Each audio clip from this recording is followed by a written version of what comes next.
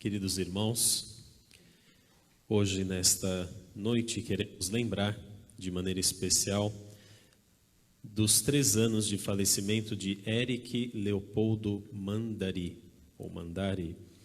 Fernando Noburo Miyake, Joaquim, falecido hoje, Maria Henrique do Nascimento, 1 mês, e Dr. Roberto dos Reis Aneta, falecido hoje. Também queremos rezar pela saúde de Felipe Ocubo Terra, Rosa e Eloy, Fernando Claret Oliveira, Maria das Graças dos Santos, Patrícia Oliveira e sua equipe de enfermagem, João Pedro dos Santos e Dirce Miranda, Adriana Suemi Miyake e sua equipe de saúde. Também pela saúde de Maria Cruz Epone, Fernanda Fernandes Branco e José Chagas, Nereu, pelas famílias Ziger e Romani, Maria da Glória do Prado, Edna, secretária da nossa paróquia, Alice Lotito Fernandes dos Santos, e também pela saúde de Antônia Moraes Mota e Cristiano Francisco. E em ação de graças pela recuperação de Daniele Basso, que está se tratando da Covid-19, e também pela união matrimonial, 43 anos de casamento de Dirce Nascimento e Alceu. Aniversários de Adriana Suemi Miyake, Rafaela Chapuz e Luciana Dias. Estamos hoje no último dia do mês de abril para começar o mês de maio, né?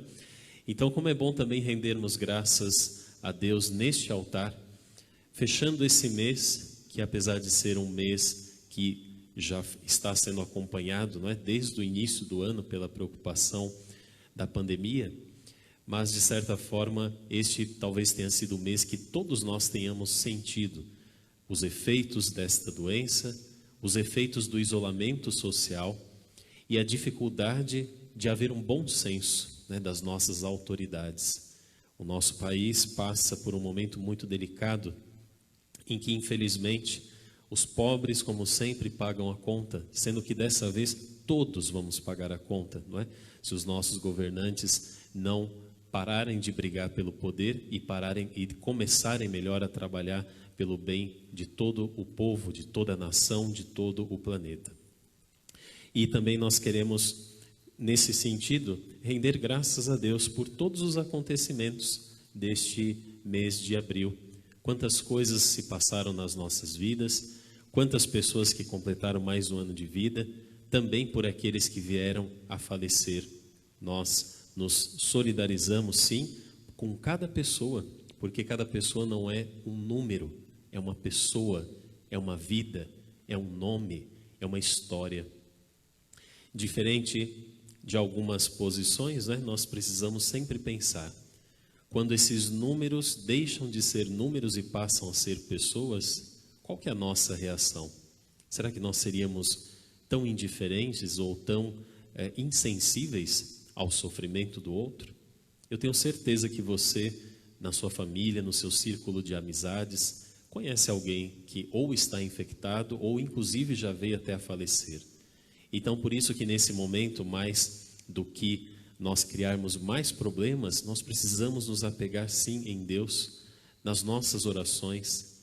E como é bom, nós vamos ter ao final da Santa Missa de hoje a bênção do Santíssimo, como é bom sempre sentirmos essa presença de Jesus ressuscitado, como a Páscoa nos ensina, na nossa vida. E é por causa dessa presença do Cristo ressuscitado que hoje a liturgia da palavra, na primeira leitura, nos apresenta o capítulo 8 do livro dos Atos dos Apóstolos, este assim chamado eunuco, não é? Um oficial da rainha da Etiópia, ministro de Candace. Era muito comum nos tempos antigos que um grande funcionário da corte real fosse um eunuco. O que significa um eunuco? Alguém que abria mão de ter família, filhos, esposa, para poder servir totalmente à corte. Em geral, eram homens, de grande confiança e sobre eles era dado realmente toda a força e todo o poder, a autoridade, onde quer que eles fossem, porque eles representavam o poder real. E o autor do livro dos Atos, nesse capítulo 8, diz que este eunuco etíope, né, ele estava a caminho de Jerusalém, entre Jerusalém e Gaza. E nesse momento Felipe o avista. Quando Felipe o avista, o Espírito o impele, o impulsiona a ir ao encontro desse eunuco. E naquele momento Felipe percebe que ele estava lendo uma passagem da Escritura do profeta Isaías e começa a perguntar: se alguém puder me explicar, eu gostaria de entender tanto aquilo que eu estou lendo. Com isso nós concluímos, né, não digo com total certeza, mas com grande probabilidade, que este homem era um pagão. Ele não conhecia, não era um praticante, digamos assim, do judaísmo, mas tinha acesso às escrituras, né? Porque todo alto funcionário da corte tinha também um nível de estudo acima da média, por assim dizer. E esse, quando ele começa a ler essa passagem do profeta Isaías, Felipe começa a explicar, até fazer o caminho com ele, chegando a Jesus Cristo. Um caminho muito semelhante que os outros apóstolos também fizeram. Pedro fez na porta do templo.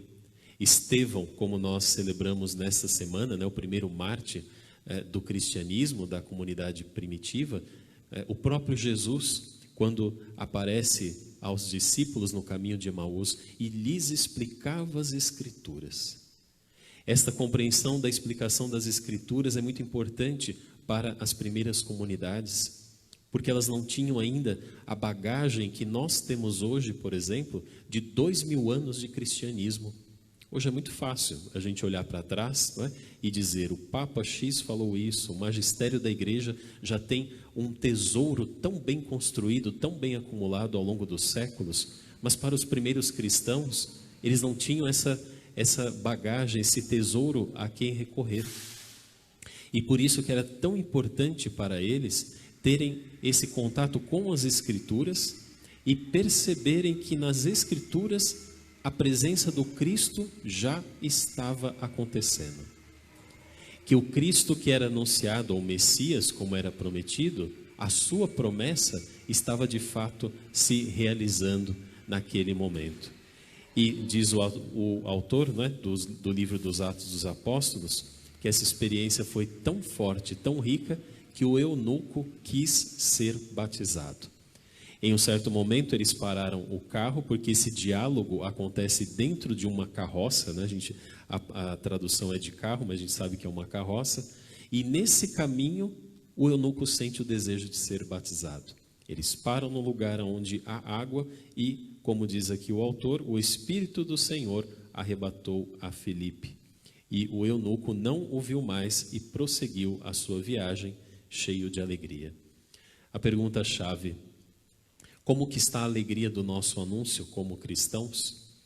Será que nas nossas viagens, será que na nossa rotina diária, nos caminhos que nós também percorremos, nós conseguimos atrair as pessoas para o seguimento a Jesus Cristo? E não falo aqui de fazer propaganda, de colocar um cartaz, né? Como aqueles senhores na Praça da Sé, né? Que vendo ouro, né? E faz aquela coisa meio esquisita, com todo respeito à atividade deles. Mas o cristianismo, você não precisa colocar um cartaz no seu peito, né? Mas se você, com o seu testemunho, né, usar um sinal, um crucifixo, um tal, uma camiseta, seja o que for, um objeto que evangelize, ajudado, é claro, pelo seu testemunho, aí, meu irmão, minha irmã, não tem como quem está do nosso lado não ser atingido, não ser contagiado, já que é a palavra do momento, né? Mas não pelo vírus que provoca a morte, mas sim por um ato de bondade, por um testemunho que provoca a conversão. Muitas pessoas se queixam, né, de que as igrejas sofrem com a falta de fiéis ou está havendo um abandono da fé, e a gente deveria se perguntar, existem sim razões institucionais para isso, mas existem também aquelas perguntas que às vezes a gente não quer fazer.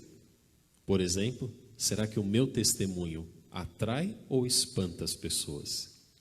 o meu jeito de ser, a minha maneira de tratar os outros, a minha maneira de enxergar o mundo, os valores que eu defendo, né?